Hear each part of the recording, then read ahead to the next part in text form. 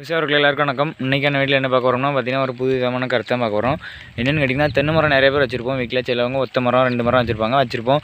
காய்க்க மாட்டேங்குன்னு சொல்லி ஒரு இதில் இருப்போம், ஒரு கருத்தில் இருப்போம். காய்க்க மாட்டேங்குது, என்ன தான் உரம் போட்டாலும் காய்க்க மாட்டேங்குது, நம்ம தண்ணி எவ்வளோ விட்டு தான் பார்க்குறோம், காய்க்க மாட்டேங்குன்னு சொல்லி நினைப்போம். அது இப்போ ஒரு மரத்தை காட்டுறேன் பாருங்கள். இந்த மரத்தை கேட்டிங்கன்னா இது வந்து வயல் ஓரமாக வச்சுருக்காங்க. பார்த்தீங்கன்னா இதில் மேலே எவ்வளோ ஒரு தேங்காயும் இல்லை, அது உங்களுக்கே தெரியும். மேலே பார்த்தீங்கன்னா தெரியும், ஒரு தேங்காயுமே இல்லை. ஏன்னா தேங்காய் 1, 2 இருக்குது. இதுக்கு வந்து என்ன காரணம் பார்த்திங்கன்னா, உரமாக வைக்க மாட்டோம். தென்னை மரம் வந்து உரம்லாம் அவ்வளோ வைக்க வேண்டாம். வயக்காட்டு பகுதியில் நம்ம புதுசாக இடத்துல எதுவும் வச்சோம்னா தான் உரம்லாம் போடணும். அதுக்கு பார்த்திங்கன்னா இதெல்லாம் உரம் போடலாம், நம்ம வைக்கலாம். ஏன்னா தண்ணி வந்து இதுக்கு வந்து பார்த்திங்கன்னா எவ்வளோ பாய்க்கணும் பார்த்திங்கன்னா, இது வந்து பக்கத்தில் குளம், உங்களுக்கே தெரியும். இது ஃபுல்லாகவே குளம் தான். குளத்து மட்டும் வந்து அந்த வாழை வரப்பே வந்து அப்படியே இந்த மரம் இது ஃபுல்லாகவே குளம் வரும், இந்த வயல் எல்லாமே. அப்புறம் இங்கே இது வந்து நம்ம நெல் நட்டுருக்கோம். நெல் நட்டாலே நமக்கு வந்து தண்ணி எவ்வளவு நெல்லுக்கு பாய்க்கணும்னு தெரியும். அந்த தண்ணி எல்லாமே வந்து சேர்ந்து ஏன்னா தண்ணி எவ்வளவோ சேர்ந்துருக்கும். ஆனால் அந்த ஓவராக தண்ணி இருந்தாலும் சரி, அதிகமாக ரொம்பவும் வறட்சியான தண்ணியாக இருந்தாலும் சரி, தென்னை மரம் காய்க்காது. ஏன்னு கேட்டிங்கன்னா நம்மளுமே அப்படி தானே, தண்ணி நமக்கு தவிச்சா மட்டும் தான் குடிப்போம். மற்றபடி சும்மா எல்லா நேரமும் பற்றி குடிச்சிட்டு இருக்க மாட்டோம். அதே மாதிரி தான் தென்னை மரமும் தேவைக்கு அளவுக்கு மட்டும் தான் எடுக்கும். அந்த அளவுக்கு மட்டும் நம்ம கொடுத்தோம்னா நல்லா வேரில் உள்ள சத்தெல்லாம் வேர் வந்து மண்ணில் உள்ள சத்தெல்லாம் எடுக்கும். பார்த்திங்கன்னா அந்த தண்ணி வந்து அளவுக்கு அதிகமாக இருந்துச்சுன்னா ஒன்றுமே செய்ய முடியாது. மட்டப்புறம் அப்படியே இருக்கும். பாலெல்லாம் நல்லா பூக்கும், நல்லா பூலாம் பூக்கும். பாலெல்லாம் நல்லா வெடித்து வரும். ஆனால் எல்லாமே உதிர்ந்த மாதிரி ஆயிரும். பார்த்திங்கன்னா இதில் பார்த்திங்கன்னா இந்த 2 குலை, இதில் ஒரு 2 குலை கிடக்கு. நண்பர்களே பார்த்திங்கன்னா இதில் ஒரு 2 குலை கிடக்குது தெரியும். அந்த 2 குலை வந்து என்னென்னா அப்படியே குலையோடு காஞ்சிருக்குது. இந்த இடத்துல பார்த்திங்கன்னா தெரியும், சென்டரில் அந்த குலையோடு அப்படியே காஞ்சிருக்குது. ஏன்னு கேட்டிங்கன்னா அது வந்து தண்ணி ரொம்ப வந்து கீழே விழுறே கூட முடியல. பார்த்திங்கன்னா அதுக்கப்புறம் நிறைய பாலை சும்மா விரலாக நீண்டிகிட்டு இருக்குது, உங்களுக்கே தெரியும். ஏன்னு கேட்டிங்கன்னா தண்ணி காரணம் தான். அப்போ நீங்கள் ஒரு 2 மரம் 3 மரம் வீட்டில் வச்சுருந்தாலும் சரி, அதுக்கு வந்து தண்ணி அளவுக்கு அதிகமாக கொடுக்கணும். உரம் போடலாம், ஆனால் அதுக்குன்னு அளவுக்கு அதிகமாக நீங்கள் வந்து தண்ணி பாய்ச்சிங்கன்னா இந்த மாதிரி தான் இருக்கும். நம்ம வந்து ரொம்பையும் வறட்சியில் போட்டுறக்கூடாது, ரொம்பையும் தண்ணியும் பாய்ச்சிடக்கூடாது. தண்ணி ஒரு 2 நாளைக்கு ஒரு முறை. கீழே எப்போவுமே அப்படி தான் காஞ்சி எந்த ஒரு மரமாக இருந்தாலுமே சரி, நம்ம வந்து தண்ணி விட்றது வந்து அந்த நிலத்தை வந்து காய விட்டு தண்ணி பாய்ச்சா தான் நல்லாயிருக்கும். தினமும் டெய்லியும் நம்ம தண்ணி பாய்ச்சிட்டே இருந்தோம்னா ஒன்றுமே செய்ய முடியாது. ஏன்னா இந்த இதுலேருந்து இப்போ கோடை மழை பெஞ்சோடனே இப்போ பார்த்திங்கன்னா தண்ணி பூராமே கெட்டி தான் கிடக்குது. வயல் பாய்ச்சின இடம் தான். அவர் வந்து இந்த இடத்துல குளத்துலேயும் தண்ணி வற்ற ஆரம்பிச்சு. ஏன்னா சீசன் வந்து குளத்துல தண்ணி வந்து வரத்து நின்று போச்சு. அதனால் தண்ணியும் வற்ற ஆரம்பிச்சிட்டு நம்ம வந்து இந்த இடத்துல நல்லா காய்க்கும். இதுக்கான வீடியோ நான் அடுத்த வீடியோவில் போடுவேன். அடுத்த வீடியோ நம்ம ரொம்ப நாள் கழித்து தான் வரும். அப்புறம் ஒரு முக்கியமான கருத்து என்னென்னா பார்த்திங்கன்னா, தண்ணி ரொம்ப இருந்துச்சுன்னா நம்ம இருக்கிற வேர் பூரா அழுக ஆரம்பிச்சிடும். ஏன்னா தரைக்குள்ளே ரொம்பவும் அளவுக்கு அதிகமாக தண்ணி இருந்துச்சுன்னா அழுக ஆரம்பிச்சிடும். இதெல்லாம் பார்த்திங்கன்னா நார்மலாக வேர் இது வரது தெரியும். இதிலெல்லாம் வேர் வந்து புதுசாக அடிக்குது. ஆனால் பழைய வேர்லாம் பார்த்திங்கன்னா இருக்குல்ல, பழைய வேர் இதெல்லாம் புதுசாக இப்படி நீண்டுட்டு வர மாதிரி இருந்தே தான் தண்ணி அதிகமானோடனே அதுக்கப்புறம் அப்படியே ஸ்டாப் ஆயிரும். அப்புறம் இந்த இடத்துல நல்லா உள்ளெல்லாம் வேர் இருக்குது.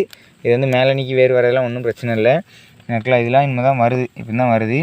இன்னமும் தண்ணி அதிகமாக விட ஆரம்பிச்சோம்னா இதுவும் அப்படியே ஒரு வேளை அப்படியே காய ஆரம்பிச்சிடும். அந்த இடத்துலலாம் பார்த்தா தெரியும், நிறையா பேர் காஞ்சிருக்கும். அதுக்கான காரணம் நம்ம வந்து தண்ணி அளவுக்கு அதிகமாக இருந்தாலும் சரி, அதுக்கு பிறகு ரொம்ப வறட்சியில் போட்டு தென்னை மரத்தை காப்பாற்றினாலும் அப்படி தான்.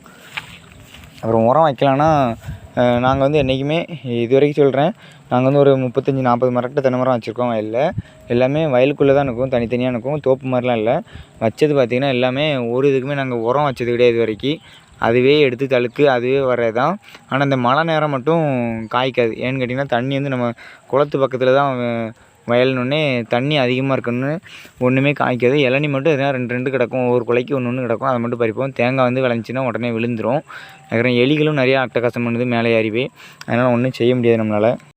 அதுக்கப்புறம் நண்பர்களே இன்னொரு முக்கியமான விஷயம் என்னென்னு கேட்டிங்கன்னா, நம்ம தேங்காய் பறிக்க மேலே ஏறுவோம். அப்புறம் தேங்காய் எது இளநீ தெரியாமல் சரி வெட்டிடுவோம். வெட்டுனே பிரச்சனை இல்லை. அந்த பாலை, அதுக்கப்புறம் அந்த பாலையில் உள்ள விரலாக இருக்கிற அந்த பாலை மெயின் பாலை எல்லாமே நம்ம வந்து மொத்தமாக வெட்டிட்டோம்னா பிரச்சனை கிடையாது. ஏன்னு கேட்டிங்கன்னா அதுக்கும் சும்மா போய் சத்து போயிட்டுருக்கும், காஞ்சி அது கீழே விழுறதுக்கு ரொம்ப நாள் ஆகும். அதனால் அதுவும் ஒரு காரணமாக இருக்கும். சத்தை பூரா விரிஞ்சிட்ருக்கும். அப்புறம் மட்டையெல்லாம் கழிக்கணும்னு அவசியம் இல்லை. தென்னை மரத்துலேருந்து ஓலை வெட்டவே கூடாது.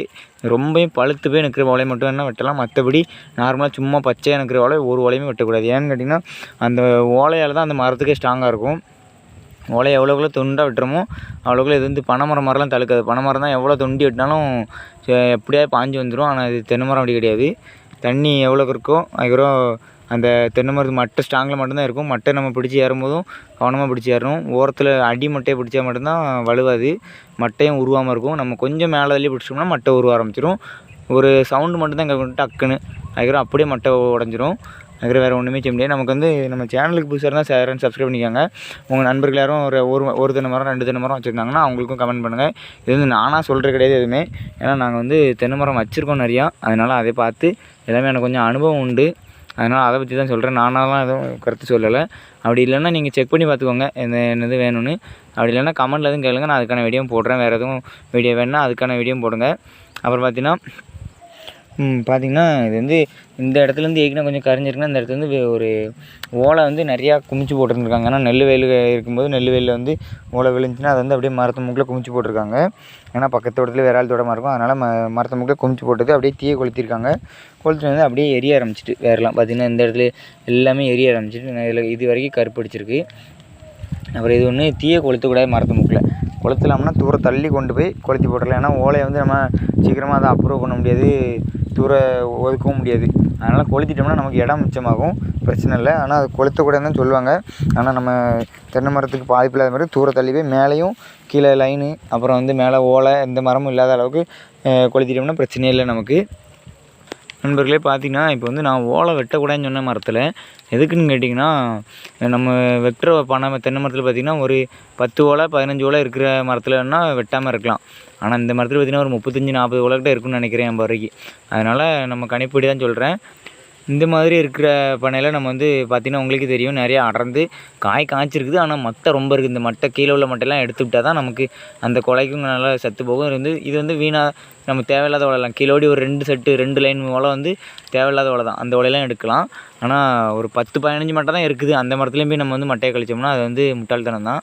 இந்த மரத்துலலாம் கழிக்கலாம், ஏன்னா இது வந்து அடர்ந்து போய் இருக்குது. இது இந்த மட்டைக்கெலாம் சும்மா தான் சத்து போயிட்டுருக்கும், அதுவும் வேஸ்ட்டு தான் நண்பர்களே. அப்புறம் நான் இன்னொரு விஷயம் கேள்விப்பட்டிருக்கேன். இப்படி தென்னை மரம் வந்து வேர் வெளியே வந்துச்சுன்னா அதை வந்து மண்ணை போட்டு மூடணும்னு சொல்லியிருக்காங்க.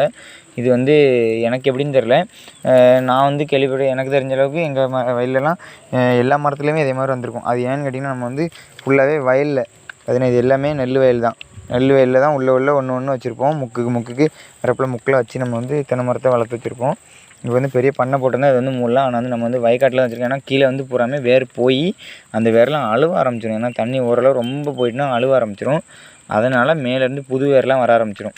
அதனால் அந்த மட்டை இருந்த தடம் அந்த இடத்துல மட்டும்தான் வேர் வர ஆரம்பிக்கும். அதனால் இது வந்து ஒன்றும் பயப்பட வேண்டாம். ஏன்னா இது வந்து நல்லது தான்.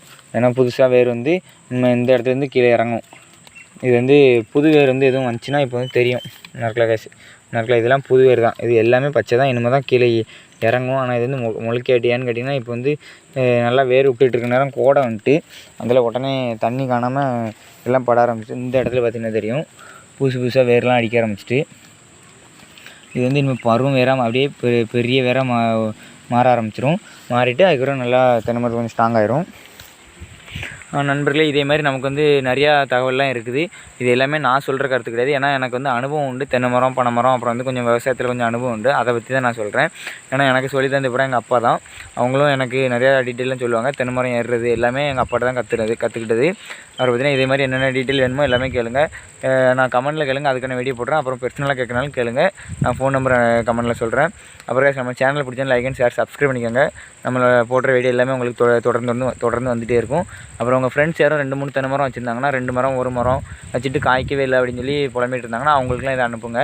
அப்புறம் பார்த்திங்கன்னா தென்னை மரம் வந்து காய்க்காததுக்கு ஒரு மெயின் ரீசன் வந்து என்ன, மேலே போய் க்ளீன் பண்ணணும். அந்த நம்ம இளநீ பறிக்கிறது அது மட்டுமே இது கிடையாது, மேலே போய் க்ளீன் பண்ணால் தான் கொஞ்சம் காய்க்கும்.